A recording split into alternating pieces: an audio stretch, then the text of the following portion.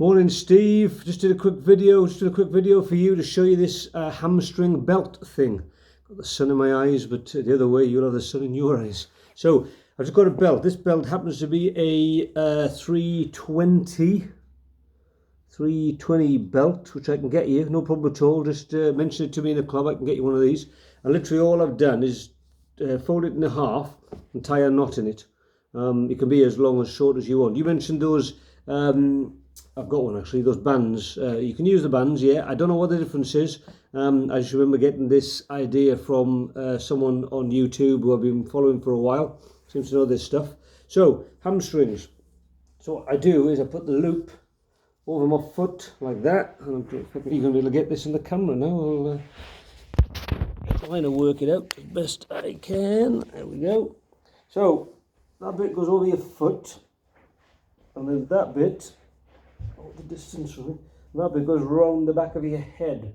So I kind of look up now. As you can see, my leg is, hopefully you can see that, my leg is slightly bent. So it's got a bit of a bend in it there. It can be as bendy as you want, really. So the idea is you're just trying to straighten your leg as much as you possibly can, but don't sort of, if you pull your neck too much, your head will go forward, it'll just come off, so it won't really matter. But you can lift your head back to bring the leg towards you, so there's still a bend in my leg. But now I'm leaning, so you can see the camera. But now I'm pulling it towards me, but I'm maintaining the bend. If I straighten my leg, I tend to have to go closer, and I can feel that. That's actually tighter on my calves for me. Well, under by the back of my knee really is where I can feel it particularly. But you know, don't go crazy. This is not an idea to stretch the muscle as such. Well, it is, but it's more of a yoga type move where you allow the time to stretch the hamstring on its own. So you're not forcing it. Now, if you're happy with that and that's working well for you, you can use a little bit of isometric work on it. Isometric work basically is where you push your leg away but maintain your place with your head. So you're using this muscle here to pull the leg. I mean, actually, I think I'm using more, I don't know what muscle I'm using now. A little bit of quad, a little bit of hamstring. But I'm basically pulling my leg that way, if you like. But just relax. I've got a 90-second timer. I've got just an ordinary Timex watch, so one of these smart watches. And I just set my 90-second timer, and I just relax. I put my hands out, which kind of pulls my weight back slightly, but again, you can put your hands forward. Go wherever you just want to feel it, really. You don't want to pull any strain. You certainly don't want any stabbing pain. You just want to be able to feel the stretch there a little bit. Just wait 90 seconds. I've been talking, so I'm probably doing way more than 90 seconds now. So I'm going to swap a leg. If you did longer than 90 seconds, if one of your legs is worse than the other, then that's fine. 90 seconds is just a time that I use because it's convenient for me. So I swap legs, stick my other foot in the belt, put it behind there, and then back to the same. Now again, I do this kind of a couple of times a week really, and the more I do it, the more straighter this leg gets and the better it gets. But it could easily take, you know, a month, 6 weeks, 8 weeks, 3 months. You know, there's no rush. At our age, once you get past sort of probably mid-30s, certainly 40, your growth hormone is almost negligible in your body. So it takes a lot longer to get into stretching positions. I've seen these ones where they say they can get you doing a box split in 4 weeks, and well, yeah, I don't believe it, put it that way. So just relax and get your breathing right. I mean, the other thing to do is look up yoga stretches for hamstrings. There's a lady on there whose name I forget. I'll send her a message with her name because I can't remember what her name is now. But again, just 90 seconds, just relaxing into this. I can feel this along the hamstring now. It's tight, but it's not unpleasantly tight. And then when you've done your 90 seconds, I've got to set the timer again, so I'm going to assume that's 90 seconds.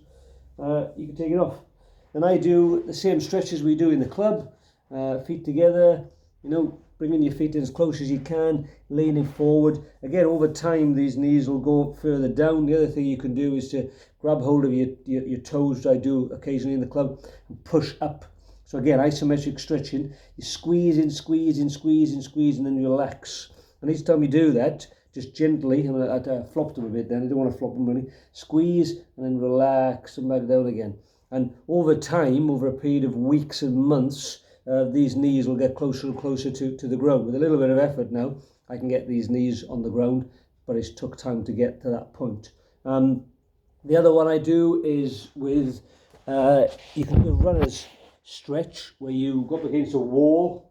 Trying to get the heel in the right place. There you go. So if you've got your heel, so you put your hands up against the wall, you get your heel to that point where you can't quite touch the ground, and then you just squeeze it back.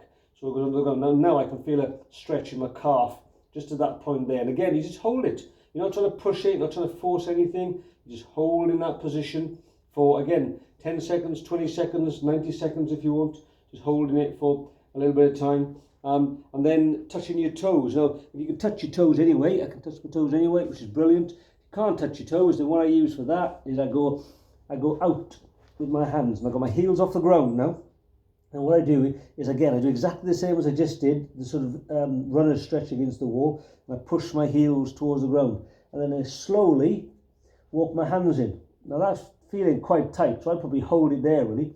Again, 10 seconds, 20 seconds, start with maybe 10 seconds each day or every other day.